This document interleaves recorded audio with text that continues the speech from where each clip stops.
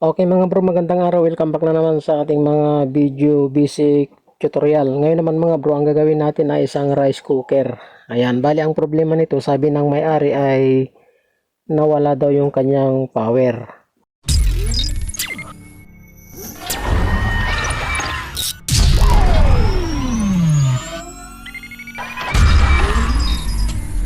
Okay, subukan natin mga bro kung talagang wala siyang power. Yan, ilagay natin yung kanyang cord. Yan, salpak natin. Ayan, tapos subukan natin isaksak sa kuryente. Yan, okay, saksak natin sa kuryente. Tapos yun natin. So wala siyang power mga bro, ayan o. Ayaw umilaw yung kanyang red light indicator. Okay, tanggalin natin sa saksakan at ang unang gagawin natin dito ay i-check natin tong kanyang cord, baka naman may lagot gamit yung tester natin. Ayan. So check natin mga bro. So, tanggalin natin ito. Yan, i-kuan lang natin na ganyan.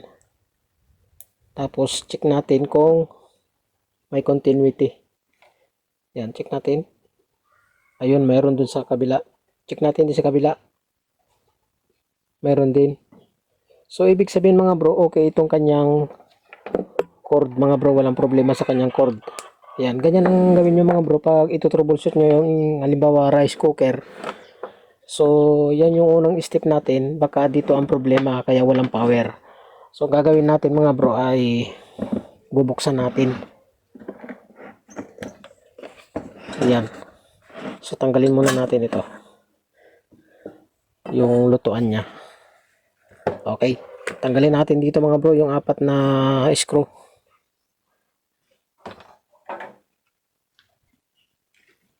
Gamit ang screwdriver natin. Okay.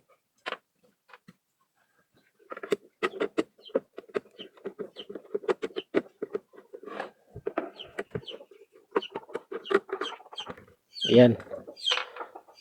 So bago kayo mga bro magbukas, i-check nyo muna yung cord doon sa ginawa natin. Ayan, baka doon lang ang problema. Okay. Tanggalin pa natin yung huling tornilyo o screw.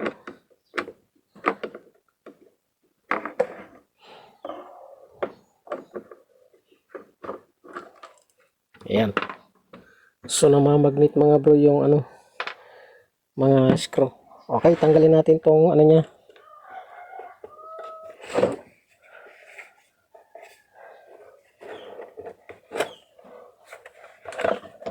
Okay. Bali ganyan natin mga bro. Ayan. So ang unang i-check naman natin dito mga bro ay yung kanyang heater, kung good ba siya, yung coil, yung umiinit. Kung hindi nalagot yung kanyang coil sa loob o kung hindi siya nag-open. Okay, pagdikitin muna natin yung tester natin. Ayan, so check natin yung kanyang coil o yung kanyang heater kung good pa.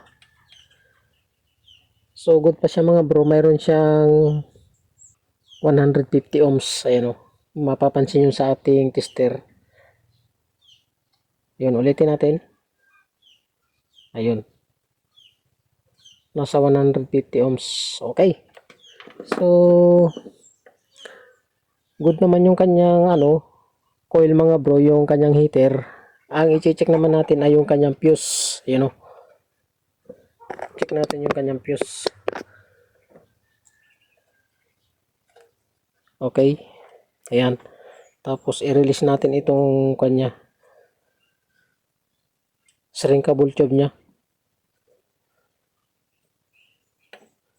So ayan mga bro, check natin yung kanyang fuse. So open mga bro yung kanyang fuse. Ibig sabihin ng open mga bro ay lagot na yung kanyang fuse. Ayan o. Ayan.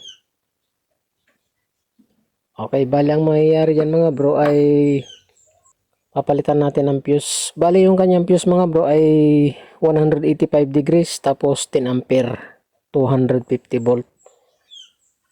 Ayan, bali meron tayong pamalit dito mga bro na fuse ito. Ayan o. 185 degrees, 250 volt tapos 10 ampere. Ayan o, 10 ampere. Okay, subukan nating palitan.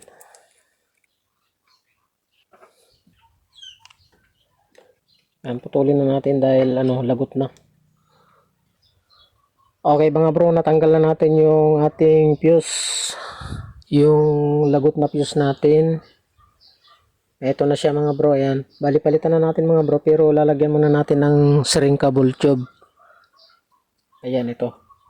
Okay, lagyan natin kabilaan para meron siyang insulator. Hindi siya maka-ground. Ayan. Lagyan din natin dito sa kabilang linya.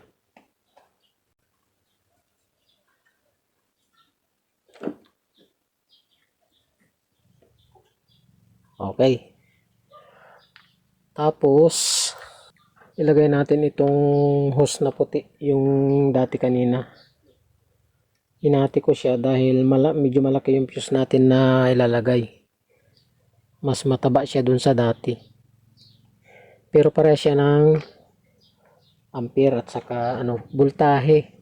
Tapos pare siya ng capacity ng init, 185 degrees. Tapos ikon natin dito mga bro. Pulupot natin dito. Ayan. So ganyan. Pulupot natin bago natin hinangin para makapit siya.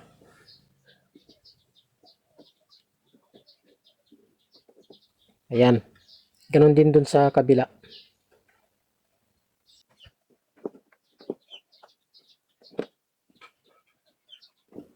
Okay. Hinangin natin mga bro bago natin putulin.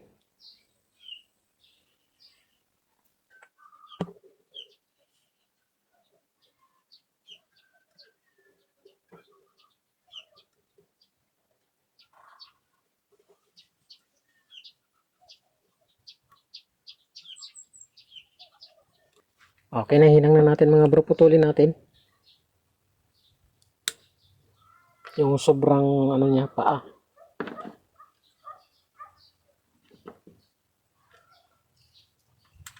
Okay, naputol na natin. Ilagay na natin yung dating niya.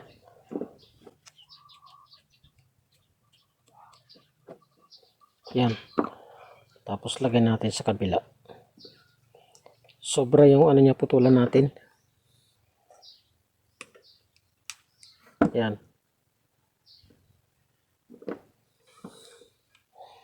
Yan, iyupi lang natin baka masugat yung hose.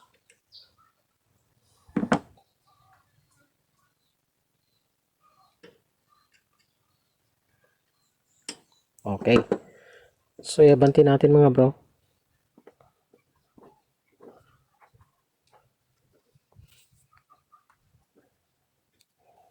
Ayan, tapos lagyan na natin yung ating shrinkable tube.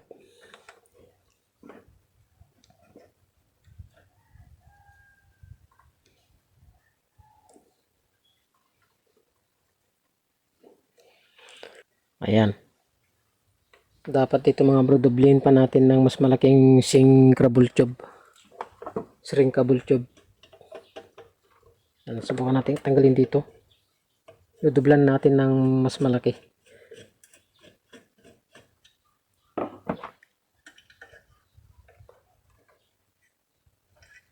Okay, lagyan natin ng mas malaki mga bro. Bali, lagyan muna natin mga bro ng mas malaking shrinkable tube. Para sure na hindi siya maka-ground. Ayan. Tapos, papasuin natin mamaya ng hot air natin, yung blower.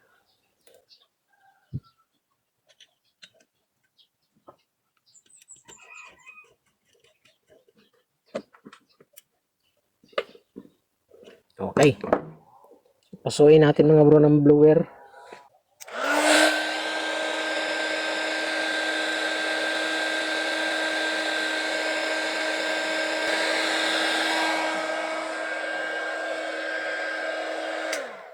Okay, napaso na natin mga bro. Ayan o.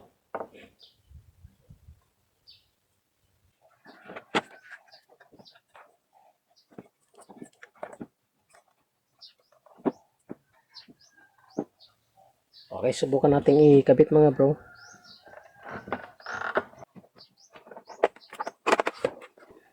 At titestingin natin.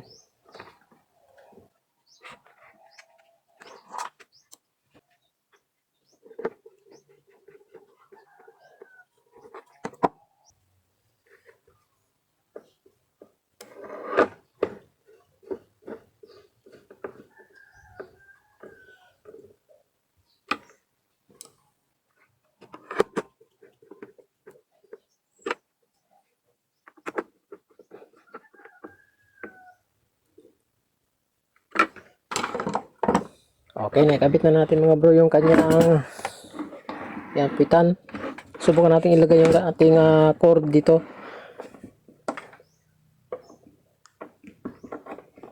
Ayan. Okay, ilagay natin yung ating salangan. Subukan natin ano. Ayan. Yun natin mga bro. Tapos itis natin kung meron na siyang continuity o resistance. Okay. Check natin. Naka-on na yun. So meron na mga bro nasa 1K. Ayun o. Ayun. Susubukan natin kunting galaw lang siya. Subukan natin i-kuan ngayon. Saksak sa kuryente. Magkakapower na siya. Subukan natin isaksak. Ayun mga bro, kung mapapansin nyo may power na siya oh. Ayan. So ayos na mga bro. Ayan. So ganun lang mag-repair mga bro ng rice cooker na walang power. Okay, salamat mga bro sa inyong panonood at sana ay nagkaroon na naman kayo ng konting idea sa video ito.